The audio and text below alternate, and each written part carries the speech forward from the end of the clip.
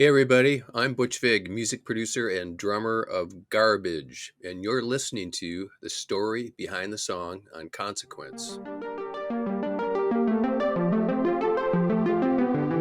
With Teen Spirit, do you recall any other specifics in terms of how you felt or guidance to Kurt as he sang the song or anything along those lines?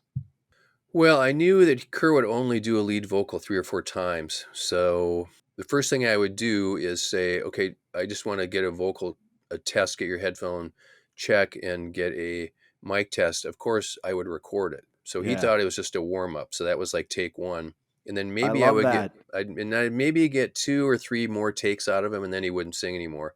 Part of it's because he sang so hard, and his voice would get blown out after 3 or 4 takes.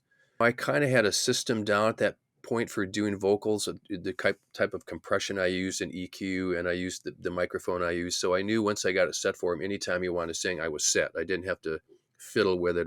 I didn't want him to have to sit there and wait while I'm trying to get, oh, let's try this mic or let's try this compressor, whatever. I just, it had to be bulletproof. So anytime he Yeah. was ready to go, I was ready to record. We would finish the song, and then once I thought the rhythm track, the basic take was great, we would go back and just start doing some of the overdubs and build the song quickly. Usually, we would finish almost everything on that song in a day. You know, they'd have a take done by the middle of the afternoon or late afternoon, and then I'd start doing the overdubs. And by the time they went home at 8 or 9 o'clock, the song was pretty much finished. So That's amazing. yeah, we had a couple songs where we added extra harmonies and some extra overdubs, and I think we spent maybe 12 or 13 days in Studio A, which is the big room. And then we moved to the smaller room where we did most of Something in the Way, which has a much drier, tighter sound to it. And then Kurt added some extra vocals there. And I know Dave did a lot of his harmonies there. But basically, most of the album was recorded in Studio A. Did Teen Spirit break out to you before it was released? Did you and the band, did you feel like that was something different, or it was a great song, but so were all these other songs, which they are, but was there something particularly magical about that one? Well, it was an anthem. The song is so powerful just from the start as it kicks in. The amazing drum groove that Dave plays with Kurt and Chris, the syncopation is just incredibly powerful. And Kurt's lyrics are so enigmatic. You don't know what he's saying, but you feel like he's singing about something that you can relate to. I mean, his lyrics are like that in a lot of the record. I think that's why Nevermind was so successful, because he couldn't articulate the frustration or rage he was feeling, but you could hear it in the songs. And I think that's one of the reasons it touched so many people of that generation. I knew Teen Spirit was going to be a single, and I also thought In Bloom and Lithium and Come As You Are, those were the 4 tracks that I thought I could all hear on rock radio or on college radio as it was back in the day, Right. you know. But Teen Spirit was the one that jumped out. As happenstance or chance, there's a band called the Sidewinders in studio. When we moved to Studio B, they took over Studio A, and they were working with Neil Young's producer, David Briggs, who Nirvana had met with and passed on. They didn't like him. They said he's kind of a burnt out old hippie. Now I met David Briggs. I thought he was awesome. He played me some live Neil Young stuff in the Yeah. studio that just blew my mind. Yeah. When Nirvana left and then David Briggs left, the Sidewinders were still hanging out in Studio A, and I said, "You guys want to hear some of their Nirvana stuff?" And I played them some of the rough mixes, and it was the first time I saw anybody listen to Teen Spirit, and they were like, "Oh my God!" They were looking at me going, "Oh my God! Do you know what you've made? You know how crazy cool this is?" And I was like, "Well, that's pretty good, right?" Um, and then I played it for the band's management, and they kind of tripped out. And I played it for your other friends. I had a cassette I was playing in the car. I like to listen to rough mixes in the car Yeah. as I'm going to and from the studio. It's just a different perspective, and I can usually get good notes if I need to tweak something or the levels are wrong. So I was driving around LA with the windows down, cranking the rough mix of Teen Spirit, and people, I'd be driving down the street and people would hear me roll by. It was kind of funny. I bet. So I knew there was something special about the song. The funny thing is, when we finished, it got mixed and mastered. I went back to Smart in Madison, and the Pumpkins came up. They were doing some B-sides that they were trying to finish up, and it was over 4th of July weekend. Duke from Garbage and I lived in this biplex, or a 2-story thing right on the lake, in Lake Monona. So we had over about 30 musicians for a barbecue on the lake.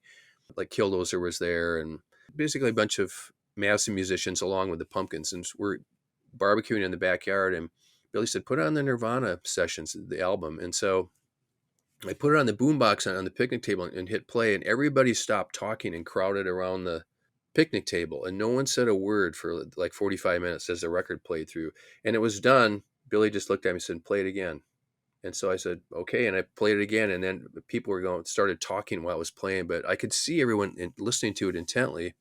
Geffen must have just recently made some promo stuff, because the next day I went early into the studio, like at 10 a.m., started getting coffee going, and I checked the messages, and there were about 10 messages on my machine going, "This is so and so from radio," and da, oh my God, I've heard Nevermind and Teen Spirit. It's like, it's unbelievable. And people I didn't know were saying, "Butch, congratulations. This is going to blow the lid off of rock and roll," or leaving these messages. And I was like, wow, okay, so I guess people are into it. Yeah. But again, so I'm thinking, wow, maybe we'll get a lot of college radio play, and we'll sell 500,000 copies. Maybe we'll be as big as the Pixies. That was sort of our goal, with that record. Kurt was very much influenced by the Pixies. Very much And so, yeah. yeah, very interesting. Did they feel like they had caught lightning in a bottle, that it would become this rock and roll anthem classic that I think last I saw, it's reached over 1 billion streams on Spotify alone? Yeah, that's pretty good.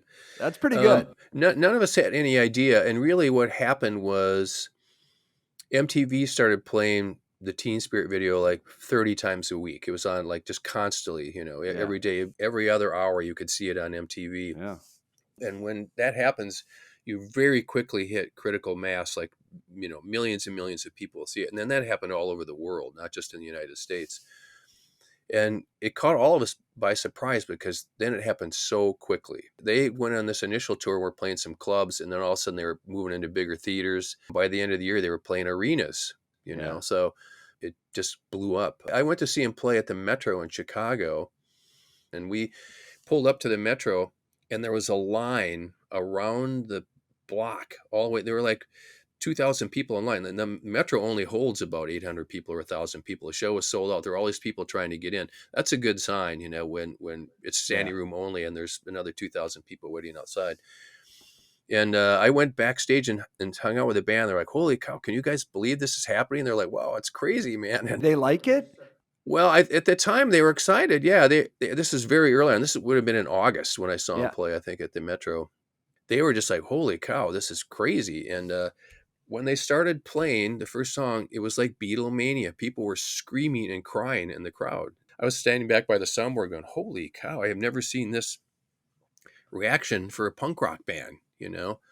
And I think that's when I realized that this was going to really fundamentally change all of our lives.